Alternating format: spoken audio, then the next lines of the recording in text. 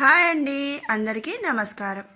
మరి ఈరోజు తిరుప్పావైలోని 6వ పాసురం యొక్క పూర్తి అర్థాన్ని తెలుసుకుందాము. మరి 6వ పాసురం నుంచి 17వ పాసురం వరకు కూడా 10 మంది గోపికలను ఆండాళ్ తల్లి మేల్కొలపడం చూస్తామన్నమాట. గోదా గోపిక ఇక వ్రతం ప్రారంభించేద్దామని గోపికలందరితో చెప్పగా ఇంకా 10 మంది గోపికలు కూడా నిద్రలేచి రాలేదని వారి ఇరుగు పొరుగు గోపికలు చెప్తారు. ఆ 10 మంది గోపికలను లేపడానికి గోదాదేవి తన సహా గోపికలు అందరితో కలిసి బయలుదేరుతుంది. వారిలో మొదటి గోపికను ఈరోజు అంటే 6వ పాసురంలో మేల్కొలుపుతారు.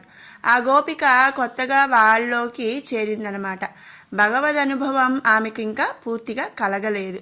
నిద్రలోనే భగవంతుణ్ణి అనుభవిస్తుంది. మరి ఎక్కడ నిద్రలేస్తే భగవంతుడు దూరం అయిపోతాడేమో అన్న భయంతో నిద్ర లేవకుండా అలానే పడుకుంటుంది. మరి వీరు వెళ్ళి లేపుతున్నారు ఈ విధంగా.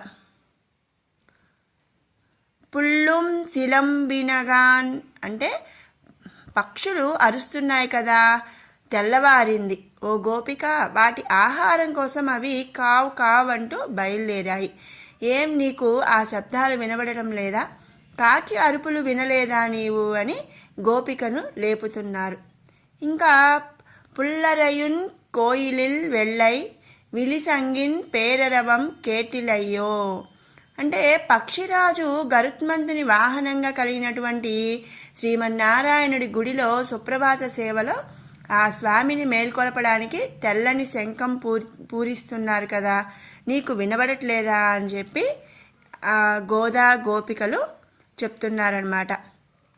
ఇంకా ఎలా లేపుతున్నారు అంటే పిల్లాయ్ ఎలుందిరాయ్ పేయ్ ములై నంజుండు, ఓ పిల్ల లేవమ్మా, ఆ బాలకృష్ణుడు పూతన యొక్క పాలు తాగి ఆ రాక్షసుని సంహరించాడు కదా. కళ్ళచ్చగడం కళక్కలియా కాలోచి మరి బండి రూపంలో వచ్చిన శకటాసురుని కాలితో తన్ని ఏ పార్టుకు ఆ పార్టు పీకేసి చంపేశాడు. వెళ్ళత్తరవిల్ తుయిల వనందు విత్తినై పాల సముద్రంలో శేషశయ్య మీద యోగ నిద్రలో ఉన్నాడు ఆ పరమాత్మ. ఉళ్ళత్తుకొండు మునివర్ గళుం యోగిగళుం అటువంటి పరమాత్మని మునులు యోగులు వారి మనసులో ధ్యానం చేస్తూ మెల్లగా నిద్ర నుండి లేస్తున్నారు. మెల్ల వెళుందు అరియండ్ర పేరరవం మరి హరినామస్మరణ చేస్తూ మెల్లగా మేల్కొంటున్నారు. ఉళ్ళం పుగుందు కులురెందేలో రెంబావాయ్ మరి ఆ శంఖనాదం విని మేము లేచాం కానీ నీవు ఇంకా లేవలేదు, ఇప్పటికైనా లేచి రావమ్మా.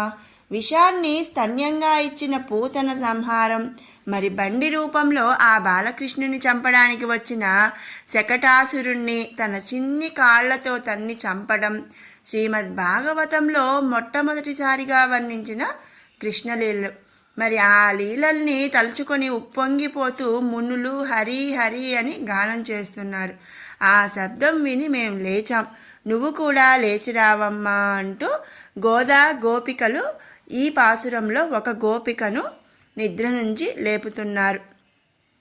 మరి అంటే మనం ఒకసారి మళ్ళీ తెలుసుకుందాం అసలు విషయానికి. అంటే ఈ పాసురంలో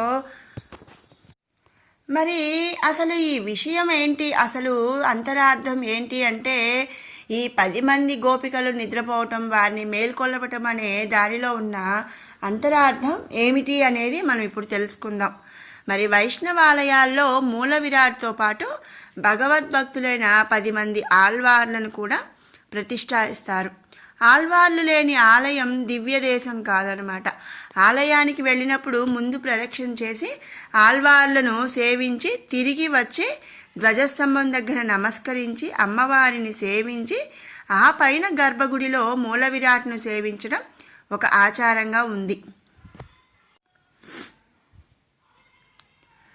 భూతం సరశ్చ మహదాన్వయ భట్టనాథ అని 10 మంది ఆళ్వార్లను కూడా సేవిస్తాం కదా. ఆ 10 మందిని సేవించి వారి కటాక్షం, వారి అనుగ్రహం పొందడమే ఆ 10 మంది గోపికలను కూడా మేల్కొలపటమని అంతరార్థం అన్నమాట. మరి ఈ పాసురంలో ఆండాళ్ తల్లి పెరియాళ్వార్ని అంటే విష్ణు చిత్తుడు గుర్తు చేస్తుంది.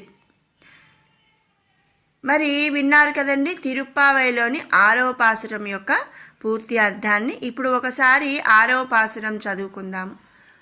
புள்ளும் சிலும்பினகான் புல்லரையுன் கோயிலில் வெள்ளை விழி சங்கின் பேரரவம் கேட்டிலையோ பிள்ளாய் எழுந்திராய் பேய்முலை நஞ்சுண்டு கள்ளச்சகடம் களக்களியாக்காலோச்சி வெள்ளத்தரவில் துயில மறந்த வித்தினை உள்ளத்துக்கொண்டு முனிவர்களும் யோகிகளும் மெல்ல வெளுந்து அரியென்ற பேரரவம் உள்ளம் புகுந்து குளிரெந்தேலோ ரெம்பாவாய்.